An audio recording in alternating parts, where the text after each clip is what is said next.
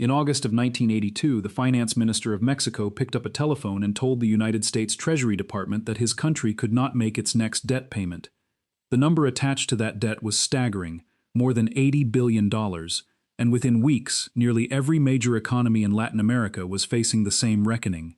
Brazil, Argentina, Venezuela, Chile, Peru, one after another, governments that had spent the previous decade borrowing at a pace no one had seen before, now stood at the edge of default. The standard account of what happened next is familiar enough that most people could recite it without prompting. Latin American governments spent recklessly.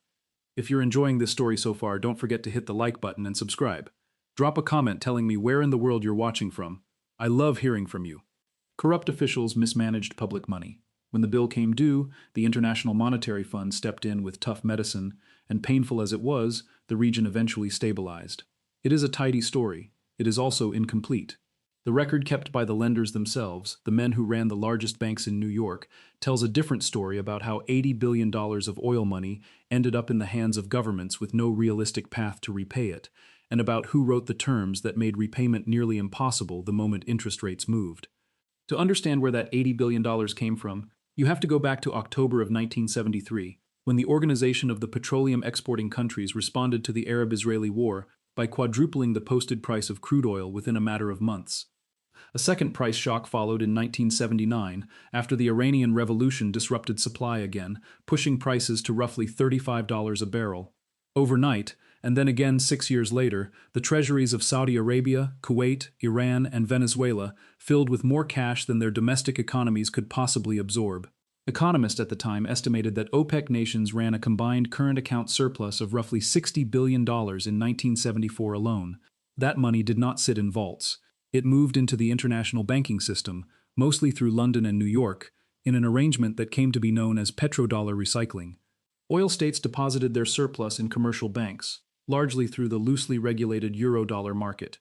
Dollar deposits held outside the United States and therefore outside the reach of American reserve requirements. Those banks, flush with deposits and hungry for somewhere to put them to work, needed borrowers who could absorb hundreds of millions of dollars at a time, and very few private companies anywhere in the world could take on loans of that size. Governments could. A government does not go bankrupt the way a company does. It cannot be liquidated, its factories seized and auctioned off piece by piece to satisfy a bondholder. Walter Wriston, who ran Citibank through most of this period and helped build it into the largest bank in the country, put the reasoning plainly when he told colleagues, and later journalists, that countries do not go bankrupt. It became something close to institutional doctrine at Citibank and at rival banks such as Chase Manhattan under David Rockefeller, Manufacturers Hanover, and Bank of America. Sovereign lending was treated as close to riskless, and unlike a corporate loan, it required no collateral review, no factory inspection, no audited balance sheet the borrower was obligated to produce. A finance ministry needed only to sign, and dozens of banks would compete to be included in the lending syndicate. Latin America, with its resource wealth, its growing cities, and its ambitious governments, became the largest recipient of that new lending outside the oil-producing states themselves. Latin America's total external debt stood at roughly $75 billion in 1975. By 1982, it had climbed past $300 billion, a fourfold increase in 7 years, almost entirely financed by commercial banks rather than by governments or multilateral institutions. Individual loan syndications during this period frequently included more than 100 separate participating banks spread across the United States, Western Europe, and Japan, a structure that let institutions of almost any size take part in sovereign lending to a single Latin American government without ever meeting a representative of that government directly, since the terms had already been negotiated by a handful of lead banks before the syndicate was even assembled. Latin American governments were, for their part, eager borrowers, and each had its own reason to want the money. Brazil's military government, in power since 1964, had staked its legitimacy on rapid industrial growth, a period officials called the Brazilian miracle, with annual growth rates that briefly touched 10%. Sustaining that pace required capital for steel plants, hydroelectric projects such as the Itaipu Dam, and highways faster than domestic savings could generate on their own, so the State Development Bank borrowed abroad on a scale no Brazilian institution had attempted before. Mexico discovered vast new oil reserves in the Bay of Campeche in the mid-1970s, and under President José López Portilla, the government borrowed heavily against future oil revenue to accelerate extraction and expand public spending, with López Portilla telling the country it now needed to learn how to manage abundance rather than scarcity. Argentina's military junta, which seized power in 1976 under General Jorge Videla, pursued a financial liberalization program under Economy Minister José Alfredo Martínez de Hoz that opened the country to foreign capital, even as the same government used a share of that borrowed money to fund a costly and ultimately disastrous military buildup, one that would culminate in the Falklands War in 1982. Across the region, the underlying development strategy was largely the same: import substitution industrialization, building domestic manufacturing behind tariff walls rather than relying on imports, and that strategy demanded steady infusions of foreign capital that commercial banks were offering on terms that seemed, in the moment, almost too easy to refuse. Here is where the mechanism that would later prove so damaging was built directly into the loans themselves, not layered on afterward as some unforeseeable accident. Most of this lending was structured at floating interest rates, typically set as a fixed spread of 1 to 2 percentage points above the London interbank offered rate, the benchmark rate at which major banks lent to one another in the eurodollar market. A floating rate loan meant the borrower's monthly obligation was not fixed at the moment of signing. It moved with global interest rates that were set not in Brasilia or Buenos Aires but in the boardrooms of central banks thousands of miles away, chiefly the Federal Reserve in Washington. Finance ministers signing these agreements through the mid and late 1970s were, in effect, betting their national budgets on the future direction of United States monetary policy, a variable entirely outside their own government's control, and in most cases, barely discussed in the negotiations at all. The banks, meanwhile, earned substantial fees for arranging and syndicating these loans regardless of what happened to the borrower later, and they spread the underlying exposure across dozens of participating institutions through loan syndications, so that no single bank technically carried the full risk of any one country's debt. It was, from the lender's side, a business model in which the fees were collected up front, and the long-term risk was diffused so widely across the banking system that few individual institutions felt compelled to ask whether the arrangement, taken as a whole, was sustainable. That risk stopped being theoretical in 1979. Paul Volcker, appointed chairman of the Federal Reserve that August, confronted double-digit inflation in the United States with a monetary policy shift so aggressive it earned its own name in the financial press, the Volcker shock. In October of that year, the Fed abandoned its practice of targeting interest rates directly and instead began targeting the money supply, a technical shift with a very untechnical consequence. Interest rates were allowed to move wherever they needed to in order to choke off inflation. The federal funds rate, which had hovered in the range of 10 to 11% for most of the previous decade, was pushed to nearly 20% by the early 1980s. The move was aimed squarely at the American economy, at breaking an inflationary psychology that had built up over most of a decade, and Volcker's own later accounts make clear that Latin American debt exposure was not a primary consideration in the decision. But the consequence for floating-rate borrowers thousands of miles away was immediate and entirely mechanical. Interest payments on existing loans, calculated against a benchmark that had roughly doubled or tripled depending on the specific spread, ballooned without any change whatsoever in the underlying debt principle. A loan that had once carried a manageable annual payment now consumed a share of government revenue no budget in the region had been designed to absorb, and it happened simultaneously across nearly every Latin American government that had borrowed on floating terms, which by 1982 was almost all of them. The second blow landed in tandem with the first, and it came from the same source. The tight monetary policy that raised the cost of servicing dollar debt also triggered a global recession, and that recession collapsed demand for the very commodities Latin American economies depended on to earn the foreign currency needed to make their payments in the first place. Oil prices, which had climbed through most of the 1970s, began softening after 1981, as the global slowdown reduced demand and non-OPEC production from the North Sea, Alaska, and Mexico's own new fields expanded supply, a shift that hit Venezuela and eventually Mexico itself. Copper prices fell sharply, hitting Chile and Peru. Coffee, sugar, and tin prices weakened across Brazil, Central America, and Bolivia. The mechanism working against these countries was not simply that borrowing costs had risen. It was that borrowing costs rose at the exact moment their capacity to earn the revenue required to pay those costs was falling, a pincer built from the same set of global monetary conditions, arriving on both sides of the ledger at once. By the summer of 1982, Mexico's foreign currency reserves were nearly exhausted. On August 12th, Finance Minister Jesus Silva Herzog informed both the United States Treasury and Mexico's creditor banks that the country would be unable to meet its next payment. Within days, officials from the Federal Reserve Bank of New York convened what became known informally as the Mexican Weekend, an emergency series of meetings with the country's largest creditor banks to arrange a bridge loan and prevent an immediate formal default. The major New York banks quickly realized the scale of what they were facing. By the assessments of the time, Citicorp's exposure to Latin American debt approached the full size of its own capital base, and several of its rivals, including manufacturers Hanover, carried exposure that exceeded their capital outright, meaning a full regional default carried the potential to collapse not just the borrowing governments, but several of the largest banking institutions in the United States. What made the exposure so concentrated was not bad luck. It was the absence of any independent mechanism to check it. Sovereign lending in the 1970s operated with none of the credit analysis that governed corporate lending.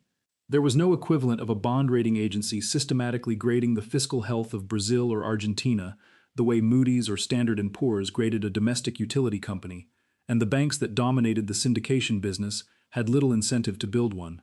A bank that led a loan syndicate collected a management fee simply for organizing the deal, and every additional bank that joined the syndicate as a participant collected interest income for years afterward without ever having to originate the relationship or perform independent due diligence of its own.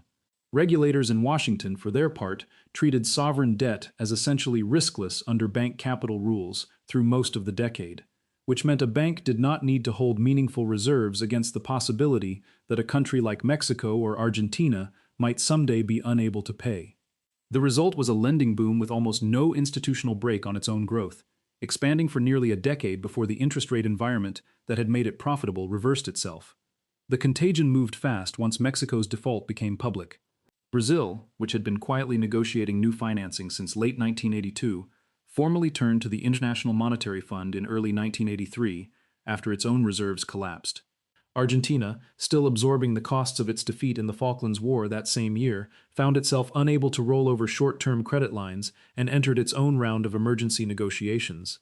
Venezuela, which had borrowed heavily against its own oil wealth in a pattern that mirrored Mexico's, suspended payments on its external debt in 1983 as well.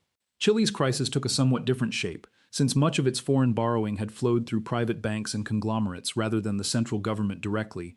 But when those institutions collapsed under the weight of dollar-denominated debt they could no longer service, the military government of Augusto Pinochet ended up nationalizing much of the private banking sector's foreign obligations, converting private losses into public ones almost overnight.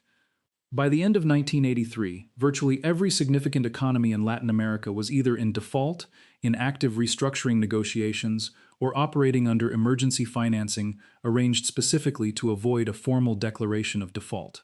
The region that had absorbed more than $300 billion in a single decade now found itself locked out of ordinary credit markets entirely, dependent for its most basic financing needs on the very institutions, the International Monetary Fund, and the creditor banks themselves, that had the strongest interest in how the crisis would be resolved.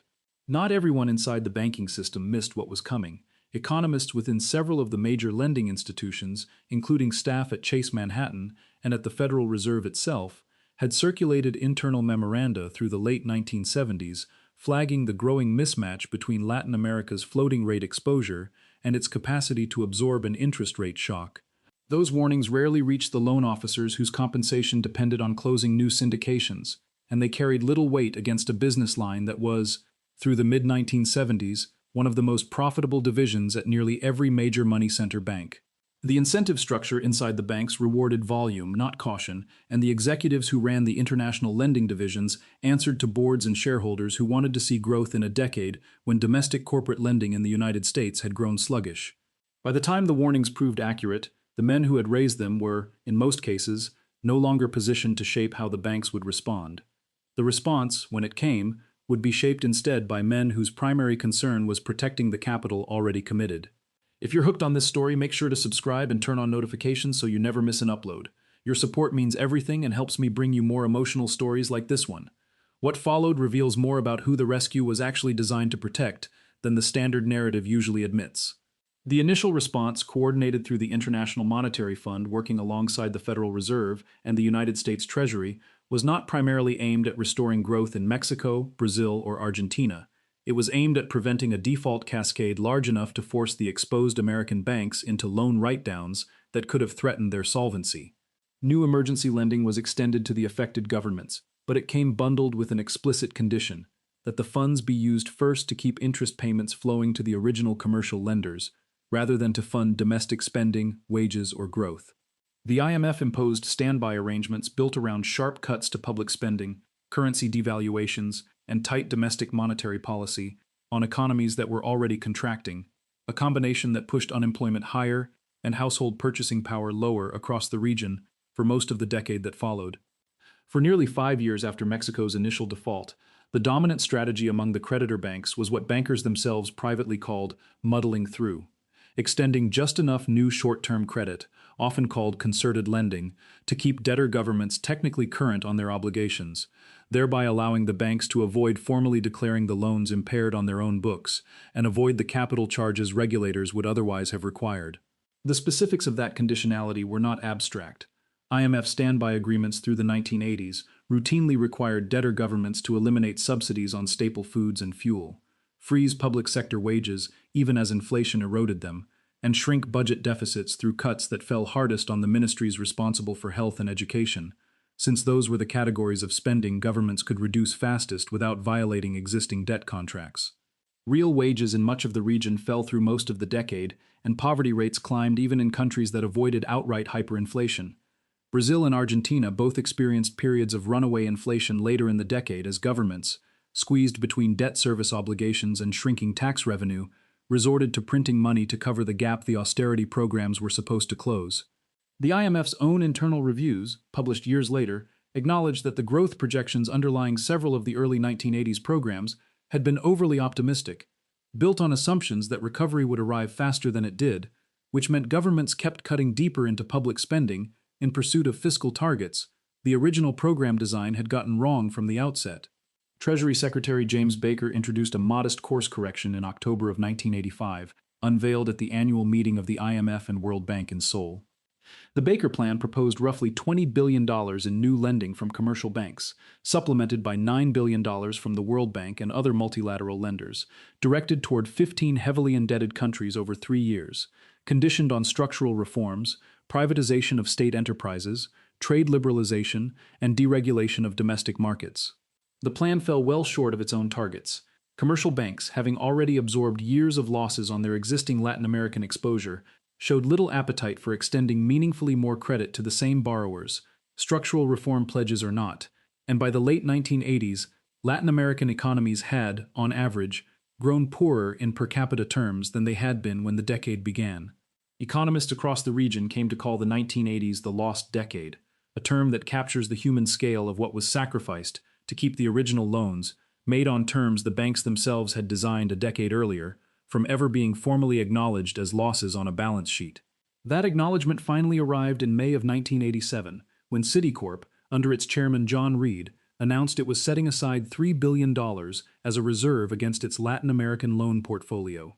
It was a watershed moment, a public admission from the largest lender in the crisis that debt the bank had extended a decade earlier was no longer worth what its own books said it was worth. Other major banks followed with their own reserves within weeks. The move did not erase the debt or restructure a single loan, but it marked the point at which the banking system stopped pretending the muddling through strategy could continue indefinitely, and it set the stage for a different kind of resolution altogether, one that would finally allow the banks to exit their exposure rather than simply managing it. That resolution arrived in 1989, under Baker's successor at the Treasury, Nicholas Brady, and the shift it represented is worth examining closely, because it shows how the financial engineering that caused the crisis was ultimately resolved through more financial engineering, rather than through any structural reckoning with how the original debt had been designed. The Brady Plan allowed debtor governments to exchange their existing bank loans for new, tradable bonds through a menu of options: discount bonds that reduced the face value of the original debt by roughly 30 to 35% in exchange for a market interest rate, or par bonds that preserved the original face value but locked in a below-market fixed rate over a much longer term. Crucially, the principal on these new bonds was collateralized by zero-coupon United States Treasury bonds purchased by the debtor country itself, typically financed through new loans from the IMF, the World Bank, and the Japanese Export-Import Bank. Mexico completed the first Brady exchange in 1990, followed over the next several years by Costa Rica, Venezuela, Uruguay, Argentina, and Brazil. For the commercial banks, the plan solved a problem that had sat on their balance sheets for most of a decade. Rather than continuing to carry illiquid, largely uncollectible loans that regulators increasingly pressured them to reserve against, banks could exchange those loans for bonds that were tradable, partially guaranteed by the credit of the United States Treasury, and could be sold off entirely to a new class of investor, the emerging market bond funds that grew rapidly through the 1990s and had no connection to the original 1970s lending boom. The banks that had extended the original credit and collected the original origination fees largely exited their exposure through the Brady exchange, transferring whatever risk remained to bondholders who had never been part of the deal that created the crisis in the first place. This is the part of the record that the standard telling tends to leave out entirely, and it changes what the crisis actually was. The popular account treats 1982 as a story about Latin American profligacy meeting an unforeseeable external shock, with the IMF cast as a neutral referee restoring order to an unruly region. The financial record shows a system in which American commercial banks recycled oil surplus into sovereign loans structured on floating terms that transferred nearly all interest rate risk onto the borrower, collected substantial fees regardless of what happened afterward, ignored internal warnings about the resulting concentration of risk, and then, when a monetary policy decision made in Washington for entirely domestic reasons triggered a regional crisis, were made whole through a coordinated response that prioritized the stability of those same banks over the economic welfare of the borrowing nations for the better part of a decade. The austerity imposed through the 1980s was not simply a technical necessity dictated by economics. It was a policy choice, one that protected the balance sheets of Citibank, Chase Manhattan, manufacturers Hanover, and their peers first, financed with loans denominated in a currency the borrowers did not control, priced against a benchmark rate the borrowers had no vote in setting.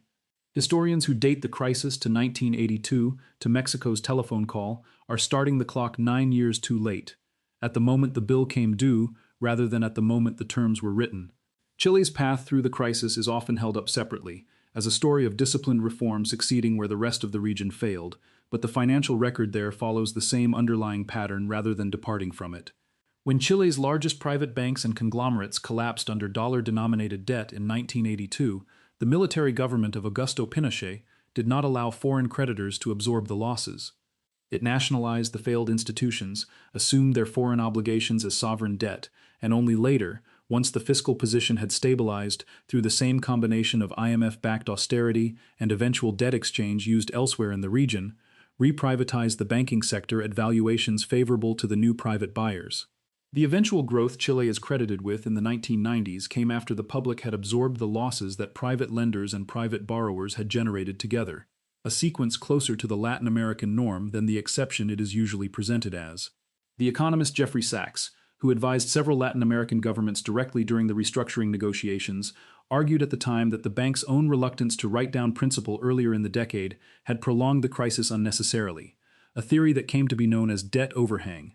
The idea that a country burdened with debt it can never realistically repay in full has little incentive to reform or invest, since any resulting growth will simply be captured by creditors rather than retained by the country itself. Sachs and other economists were making this argument publicly as early as 1984 and 1985, years before the Brady Plan finally applied the principle the banks had spent most of the decade resisting, that a partial write-down accepted early would have cost the banks less, and cost Latin America less in lost growth, than nearly 7 years of concerted lending designed primarily to keep the original loans nominally whole. The long consequence of that architecture did not end with the Brady bonds. The structural reforms attached to the rescue, privatization, deregulation, trade liberalization, hardened by the end of the decade into a template that the economist John Williamson named the Washington Consensus in 1989, and that template went on to shape Latin American economic policy for years afterward, often implemented by the very technocrats who had negotiated the original debt restructurings. The privatization requirements attached to both the Baker Plan and the later Brady agreements carried their own long tail. State telephone companies, airlines, banks, mining concerns, and utilities across the region were sold off through the late 1980s and into the 1990s, often at valuations that critics within the affected countries considered rushed and favorable to the buyer, and a substantial share of those buyers were foreign investors and multinational corporations, many of them based in the United States, purchasing assets that Latin American governments had built up over decades, specifically because the same debt crisis that had forced the sale had also emptied state treasuries of the capital needed to hold on to them. Mexico's own economy, having completed its Brady exchange in 1990, entered a fresh currency crisis just 4 years later. The December 1994 peso collapse, financed in part by short-term dollar-linked bonds known as tesobonos, whose underlying structure echoed the vulnerabilities of the original 1970s loans, closely enough that economists at the time drew the comparison directly. Argentina, having completed its own Brady restructuring in 1993, spent the following decade under a currency board arrangement that fixed the peso to the dollar at parity, a policy meant to restore the credibility the earlier debt crisis had destroyed. And when that arrangement finally collapsed under its own rigidity, Argentina defaulted again in December of 2001 on debt exceeding $100 billion, at the time the largest sovereign default in history, following a decade of policies rooted in the same post-crisis consensus. Each of these later episodes tends to get treated in most retellings as a separate story, a fresh failure specific to its own country and its own moment. Placed beside the financial record of the 1970s and 1980s, they read less like isolated accidents and more like recurring symptoms of a lending architecture that was never fundamentally redesigned, only repackaged, first into Brady bonds and later into the sovereign debt instruments that continue to link Latin American treasuries to interest rate decisions made in New York and Washington. The precedent set by the initial response also outlasted the crisis itself. The logic that guided the Federal Reserve and the Treasury in 1982, that a handful of institutions had grown so large and so interconnected that their failure risked the stability of the entire financial system, and therefore had to be protected regardless of how the underlying exposure had been accumulated, would resurface within the United States itself just 2 years later, when regulators arranged an emergency rescue of Continental Illinois National Bank in 1984, rather than allow it to fail outright, and again later in the decade during the savings and loan crisis. The International Monetary Fund, for its part, emerged from the 1980s with a permanently expanded role, one that would have been difficult to imagine from its original post-war design as a temporary lender of last resort for currencies under short-term pressure. Before the Latin American crisis, the fund had functioned mainly as a short-term balance of payments lender to countries facing temporary currency pressure. After it, the fund became the standing crisis manager for developing country debt more broadly, a position it continued to occupy through the emerging market crises of the following decades, in Mexico, in East Asia, and beyond, with a template for conditionality that traced its lineage directly back to the standby agreements negotiated with Mexico, Brazil, and Argentina in the early 1980s. The debt crisis of 1982 is usually remembered as the moment Latin America nearly collapsed under the weight of its own borrowing. The record kept by the banks that extended that borrowing tells a narrower and more specific story of a financial system that built a decade of profit on the assumption that a government cannot go bankrupt, discovered that a government could still be made to suffer something close to the equivalent, and then wrote the terms of every rescue that followed to make certain the lenders themselves never had to. Jesus Silva Herzog's phone call in August of 1982 is remembered as the moment the crisis began, because it is the moment the public record of the crisis begins, the point at which the arrangement finally became visible to anyone outside the banks and finance ministries that had built it. The loans themselves had been signed years earlier, priced against a benchmark neither Mexico nor any of its neighbors controlled, sold by institutions that collected their fees before the first payment ever came due. What changed in 1982 was not the structure of the debt. It was simply the moment the structure stopped being able to hide what it had always been. Thank you so much for watching until the end. If you loved this story, check out the other videos on your screen now. I think you'll really enjoy them. And don't forget to subscribe if you haven't already. See you in the next story.